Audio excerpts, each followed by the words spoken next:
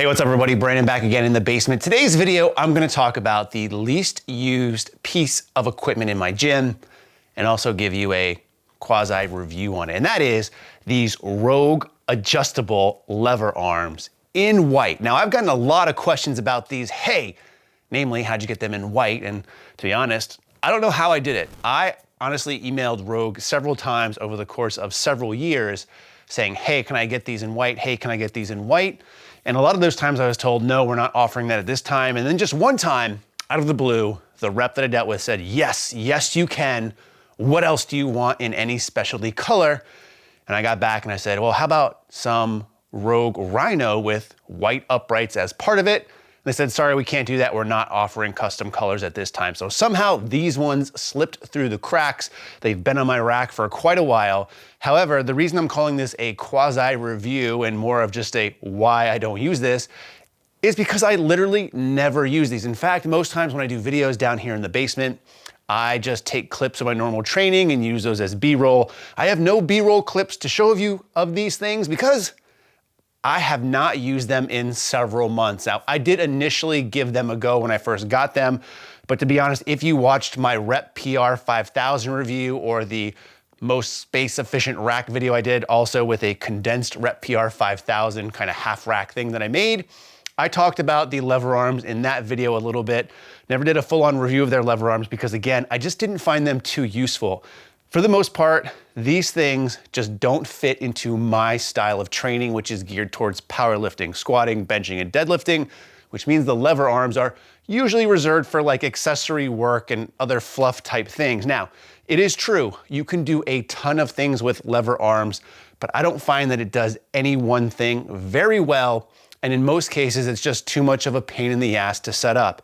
Now, with these Rogue ones in particular, one of the main reasons I still got them, even though I didn't like the rep versions, was that I talked about the rep versions being a real pain in the ass to adjust. It was literally just 2 pins you take out and then all the weight is on this arm. And it was hard to get it up and down, which I have problems with outside of the gym as well.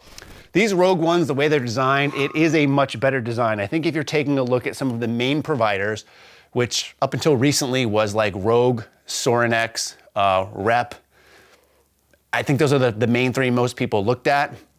The Rogue ones typically reviewed as the easiest to adjust. So it does have this pop pin on the side, pull that out, and from there it has almost like a trigger type system, and this might trigger some of you in this review because I'm reviewing something that I honestly don't use, but I think that's the most telling review that I can give. It's just so bad and so not well thought out that I don't even have time to use it. But once that pin is out, you pull the trigger, and you can move this thing up and down. It is catching on my safety strap.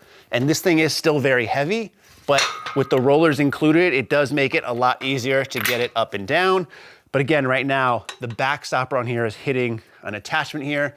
So again, it's just kind of a pain in the ass. So what do? I have to lift this up, lift that up one-handed.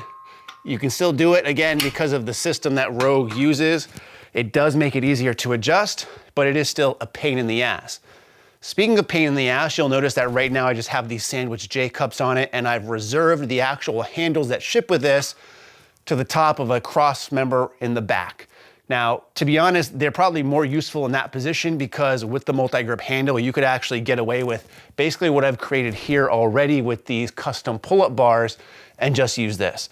But they're so unwieldy that they just get in the way when not in use, which for me is almost all the times, that I've just had to get them up and away, and I'll demonstrate why. So let's take off this Sandwich J cup, get this down, get one of these handles down, which it has a quick screw attachment, which is nice at least where, you know, it's easy to get this actual screw and nut off.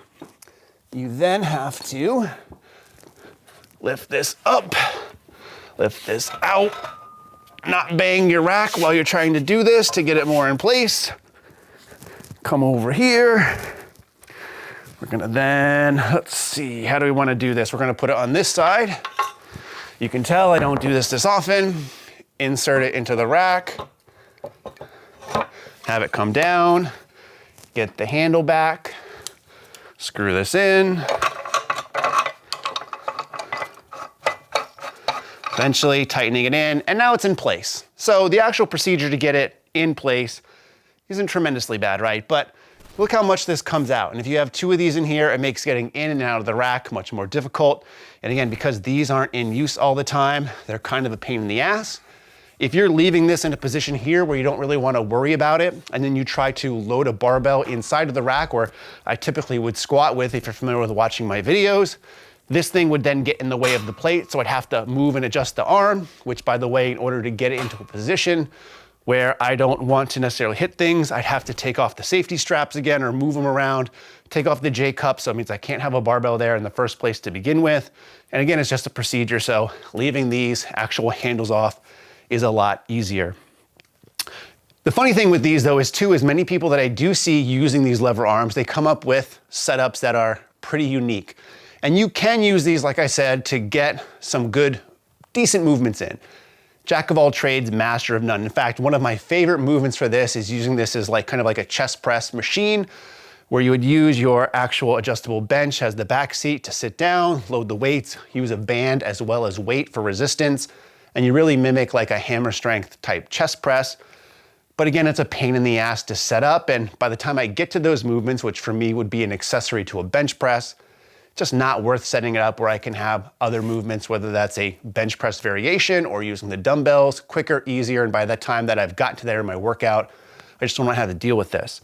Now I say that because a lot of people who do use these jammer arms, they get really creative with it, which is cool to see, but it's going to incur doing some things that many people might not have access to, including myself, who has a ton of gym stuff. So a lot of times I see people set up things where they buy especially knurled handles, which look awesome, and I should probably get some. Mutant Metals is a good example of this.